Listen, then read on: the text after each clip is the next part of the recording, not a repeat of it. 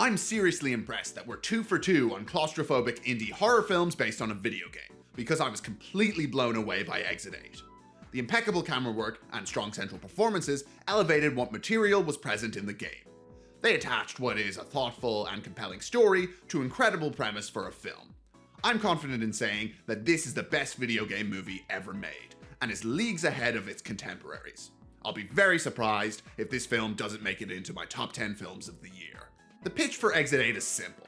A man gets stuck in an endless subway tunnel on his way to his pregnant ex-girlfriend and must find a way out. Strange things start happening in the subway tunnel called anomalies.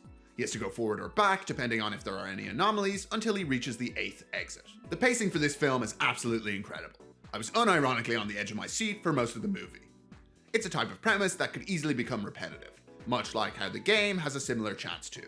However, it always remains gripping and knows exactly when to break up the exploration of the subway tunnel. There's a chilling sequence halfway through the film that was an impeccable decision for the story and pacing, which gives you enough answers about the mechanics of the subway station and shows you the full extent of the stakes.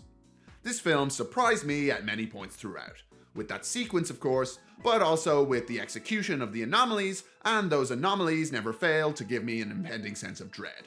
They always had me guessing what was going to happen next. The standout element for me is the cinematography. The film uses long one-takes as its primary method of conveying the story, and they're always impressive to look at. The opener is a first-person perspective oneer that leads into the lost man being trapped in the station. Those one-takes work symbiotically with the sense of dread from the perpetually looping subway tunnel and are what keep the pacing and forward momentum of the film so strong. They build so much tension through this shooting style, and really elevates the material. Since the film doesn't cut much, the camera will smartly follow our lead, the lost man, to the point where other elements will be hidden from our field of view. I'm going to be covering every single video game adaptation this year, so if that's something that interests you, please subscribe. Also, I made a 5-part comedy crime miniseries called Midlands Mayhem, so if you want to check that out, it's available to watch for free right now on midlandsmayhem.com. Anyway, back to the video. This is how they execute some of the most effective horror sequences throughout the film. You know there is something there, and you just can't see it. You reach a boiling point of pressure, knowing the nightmare is just out of sight. The film mostly goes for a more unnerving and creepy atmosphere, constantly building tension and dread, rather than the more in-your-face horror of Western cinema. There isn't many jump scares throughout, and when they do use them, I think they work perfectly within the film, and it doesn't come across as the filmmaker trying to get a cheap scare, like most jump scares do. I'm a bad person for determining whether or not something is scary, because films don't really have that effect on me, but I still got a thrill from the film's masterful use of tension. It's a very faithful adaptation of the game. The Exit 8 as a game doesn't have a lot to it. It's got the same premise as the film, reach the 8th exit by going in the correct direction based on if there's anomalies or not. They keep a lot of the anomalies that were present in the game, and the subway design is near identical. The film adds our character the Lost Man on top of the core premise, as the game doesn't have any plot or traditional narrative to speak of. That's precisely why it's perfect material to adapt for a film.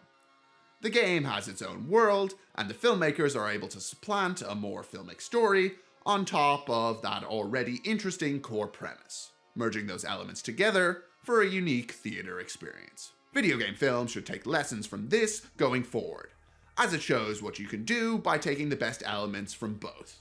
Thematically, however, it's not much like the game. That's not an issue, of course, but it's worth observing that the liminal space phenomenon doesn't quite translate to film.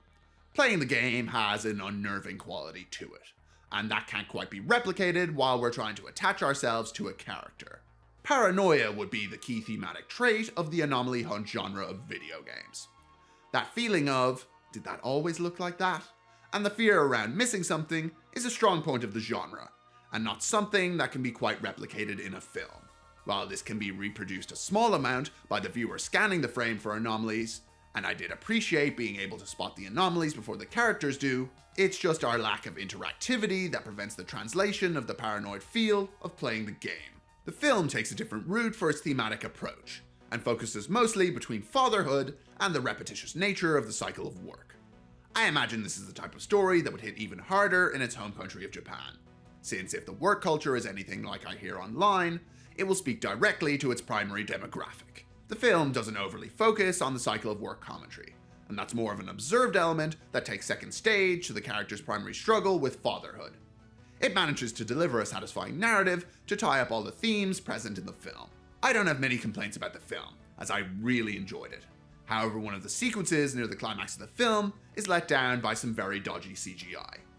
You don't get a long look at the thing, I'm trying to be vague here, but it doesn't come across as a very convincing look. The film excels with its human-based horror. I wish the final sequence stuck more to that, rather than pushing for something that may have been out of the film's budget. But that's genuinely my only complaint for the film. I did see a lot of people on Letterboxd be frustrated by the characters not being able to detect some of the anomalies and getting trapped because of it. That was never an issue for me, but if you're the type of person that gets annoyed by characters failing in a way that you wouldn't, then this movie might not be for you. There's also one element that I wish they expanded on in relation to the character's perception, but I can't say any more without spoilers. Time to skip ahead if you don't want the movie spoiled for you. There's a point in the film where the lost man resets the loop because he saw an anomaly. There's a poster with cockroaches, and it was never like that before. However, it's revealed that he was just seeing things, and it wasn't an anomaly. I would have liked them to play with the lost man losing his sanity a little more, because outside of that sequence, it isn't really addressed again. I like that twist, that what he's seeing may not actually be there, and plays into the mystery on if the subway station is messing with him, or it's just in his own mind. The sequence that I absolutely loved was when we swapped our character perspectives to the walking man. Each loop, he was walking by the lost man, but actually getting to see his story was a great decision. That's also where I would have gotten bored with the film had we stayed with the lost man, but it kept its momentum and pace with this perspective change. I also love that it showed us what happened if you fall for one of the traps that the subway station sets. You'll end up being consumed by the station, and be perpetually doomed to be stuck in its loop. Not to come across as man who's only ever played Silent Hill 2, damn, this movie is a lot like Silent Hill 2, but yes, I'm going to make the comparison to that game. From the tidbits of information that we get from our characters figuring out what's going on in the subway station, it's clear that the station has a mind of its own, and is luring in people who are guilty of a certain type of crime. In Silent Hill 2, spoiler alert, it's murder, but in the case of Exit 8, it's crimes of a familial nature. I can't quite say it's purely fatherhood related, as the lost man and the walking man are both there for that, but the child is there because he ran away from his mother. Although the child doesn't have a dad, so perhaps the station seeks people with daddy issues. I suppose we're the same in that regard. But I always loved in Silent Hill 2 that it feels like the town is just giving James the tools to punish himself, and it just manifests his guilt. The subway station isn't quite like that. It seems more aggressive, and has its own agenda.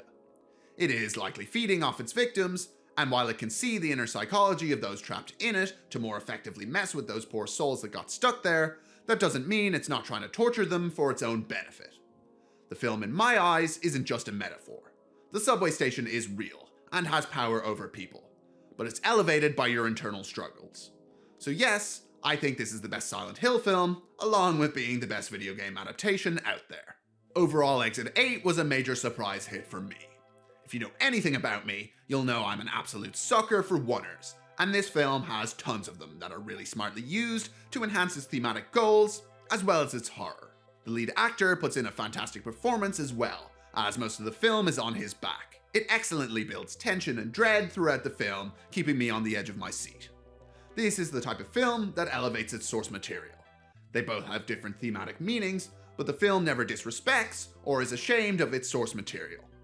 I really love this movie, and I seem to be a lot higher on it than most, but it is almost lab-grown to appeal to me. Please go check out Exit 8 if you get the chance, and I'm really looking forward to seeing what the director does next.